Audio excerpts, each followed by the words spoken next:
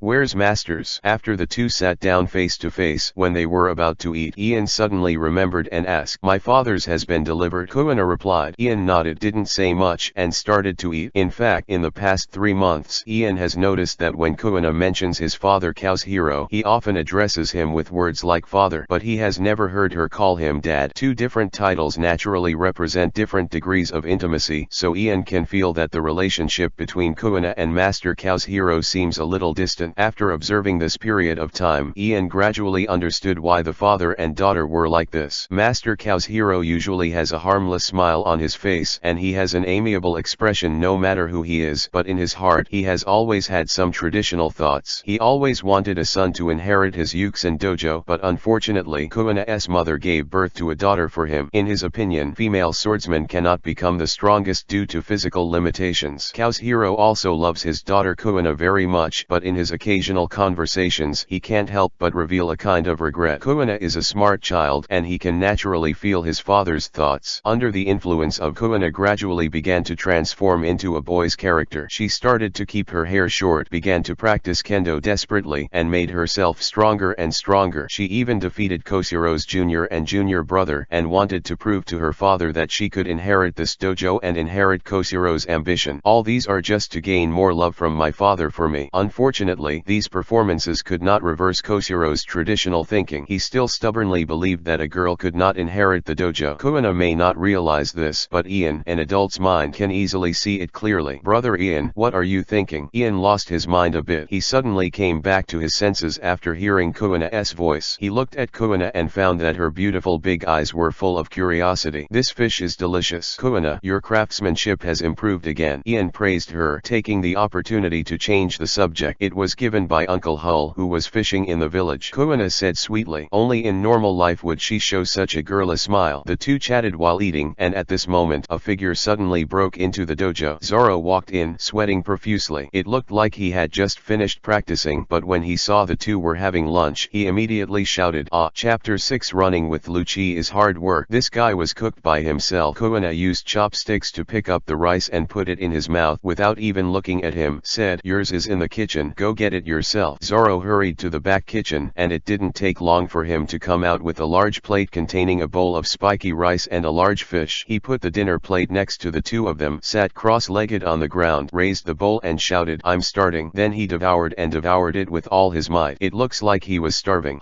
Seeing Zoro like this, Kuina couldn't help but snorted coldly. The guy who eats free food dare to eat so much. The children in the dojo came here to learn Kendo, and they paid tuition fees. Although not many, they were also the source of income for the dojo. As disciples, the only two in the dojo did not pay tuition fees. One was Ian, and the other was newly joined Zoro under the door. However, the property of the dojo also includes a field which is used to grow food, so Ian also helps the dojo to plant the land or something, and he is not considered free food. Hearing Kuina's words, Zoro was stunned for a long time, then got up with rice still hanging from the corner of his mouth, but suddenly bowed in place and said to Kuina solemnly, "I'm sorry, I will help the dojo in the future." After saying this, the guy sat down with peace of mind and continued to eat as if he didn't pay any attention to what Kuina said just now. Ian was speechless for a while. This green algae-headed idiot is not an ordinary neurotic. Kuina's sarcasm didn't work, so he could only poke his own rice a few times, which made Ian want to laugh. After the meal, Zoro was already lying on the ground in an unimpressive manner, patted his belly and said, "I'm full, I'm full." Kuina got up and wanted to clear the plate, but at this moment Zoro stood up and said to Kuina, "Since we are full, let's have a showdown." Originally Kuina didn't want to pay attention to him, but Ian said at this time, "I'll clean up the dinner plate, you come clean him." After speaking, without giving Kuina a chance to speak, he got up and put the three plates together, and walked towards the back kitchen with a smirk. He knew exactly what was coming next, and if he remembered correctly, Zoro, the idiot, would have been living in Kuina's shadow with a 2001-0-0 record. So, the next step is the process of Zoro being madly abused by Kuina. How could Ian let the small dinner plate be delayed and miss this good show? Sure enough, when Ian came out again, Zoro and Kuina were already playing together. Compared with yesterday's battle, Zoro's moves today are no longer random, and he has learned the stance that Ian gave him in the morning. But this alone is not enough. There are still problems with the timing and strength of his shot. After a while of attacking, Kuina caught the flaw. The bamboo sword in his hand stabbed forward and hit Zoro in the stomach, directly hitting him. Gotta fly out. Ian saw clearly. Zoro's eyes bulged out. Cough cough. Lying on the ground, Zoro almost vomited out the bitter gall water, but he was still so unwilling in his eyes after coughing for a while. Ian originally intended to see the joke, but after seeing Zoro's eyes, he couldn't laugh. Yes, it is such a look that will never give up. Thinking of this, Ian stood up, walked up to Kuina, and said, "Kuina, do you still have strength?" Kuina taught Zoro a small lesson, and really wanted to leave, but Ian stood up at this time. After being stunned for a while, she replied, "Of course." "Then, have a fight with me," Ian said seriously. "It's rare, brother Ian, you actually challenge me." Kuina suddenly laughed. After hearing this, Ian also felt a little panic. He had never challenged Kuina on his own before. However, since the card was drawn, he also wanted to see how much help this card could bring him. Seeing that the two were going to confront each other, Zoro stopped coughing, hurried to the side to make way, and sat down to watch. In the arena, Ian and Kuina were standing face to face, holding bamboo swords and staring at each other closely, sensing the tiny movements of each other's whole body. When Ian saw Kuina's shoulder vivi swaying, he secretly said, "Here." Next next second Kuina was already rushing towards him and the steps under her feet moved very fast, but unfortunately Ian's reaction was faster. Without thinking, he stabbed directly in the direction where Kuina was rushing. Sword. The speed of this sword was beyond Kuina's imagination. She quickly staggered and the bamboo sword swept across, blocking Ian's attack. Afterwards, the two of you came and went and started to attack each other. The clatter of bamboo swords kept ringing, blocking, and counter-attacking, and they fought a dozen times in an instant. The offense and defense between the two actually don't have many gorgeous moves. Professor Koshiro's Kendo doesn't have any special sword moves. In fact, over the years, whether it's Kuina or Ian, all they've learned are basic moves. However, it was these basic actions that made the duel between the two so intense that Zoro, who was watching the battle next to him, was almost dumbfounded. Evenly matched, Ian could feel that he was tied with Kuina for the first time. He found a huge change in himself. His shooting speed and reaction speed have increased, and every time he swings the sword, he is more powerful. Although the sudden increase in power makes Ian seem a little bit more retractable, it is not easy to grasp, but it is undeniable that the increase in strength has caused a lot of trouble for Kuina. It's just that the violent action brought a huge amount of physical exertion. After fighting for a while, Ian and Kuina stopped at the same time. Brother Ian, your progress is amazing. Kuina took this opportunity to ask him curiously, yesterday you still lost to me. How did you do it? You won't always be let me have it? No. Ian shook his head. He didn't dare to admit it. With Kuina's self-esteem, if he dared to admit that he kept letting her go, maybe she would turn her head and stop caring about him. So he explained, then it's because I practice more seriously than ever, so I'm better than ever. Really? Kuina suddenly remembered the scene of Ian's morning exercise in the morning. That concentration cannot be deceived, so he immediately accepted Ian's statement. It's a tie. Is that okay? Ian wiped his sweat and said, I'm running out of energy. Kuina was still a little unwilling. Like Zoro, she is actually a strong child. She has been invincible in the village since she was a child, and she will not be willing to fail. But seeing Ian say this, she can only stop. Fortunately, a tie is not a failure, right? Kuina left. Ian stood there panting, looking down at his sweaty palms, thinking, maybe physical training and strength training should be put on the agenda. Although the time with Kuina is very short, but he is able to perceive his own lack of physical strength, and since the strength and speed bonuses brought to him by cards are very direct, he must also adapt to these changes as soon as possible. The current attributes show that his strength and speed are both 20, and his Deo force value has also increased a bit, reaching 14 points. That is to say, if he can fully utilize his attributes, it can already be compared to a standard marine. Soldiers are stronger. However, it's still crap. Thinking like this, Ian suddenly found someone pulling his sleeve, looked down, and found that it was Zoro. The current Ian is a 10-year-old child, and Zoro is younger, which makes Ian a head taller than Zoro. He looks down at Zoro, and Zoro looks up at him. What's the matter? Ian asked him. Brother Ian, can you teach me? I want to beat that woman. Zoro said. This was the first time I heard Zoro call me like that, probably because of the battle with Kuina just now. Ian was inexplicably excited about this name. Hearing Zoro's proposal, Ian was also a little moved. Although he didn't want to admit it, the appearance of Zoro really stimulated Ian. If I could exercise with him, I would be very motivated by Zoro. A big boost, right? That's good. Start tomorrow. You and I will exercise together. Ian responded quickly. Master Kazuhiro, the master of Yukusen Dojo, did not personally teach his disciples. Most of the time, his junior disciples did the work for him. Even Ian, a formal disciple who entered the house, rarely saw him take action. Strength. Ian always thought it was a mystery, so Zoro followed him and taught him by himself. It didn't seem to matter. So, the next day, when Ian got up in the morning to exercise, there was a small tail behind him. Run first. Seeing Zoro looking at himself, Ian could only bite the bullet and teach. Follow me. Let's run around the village first.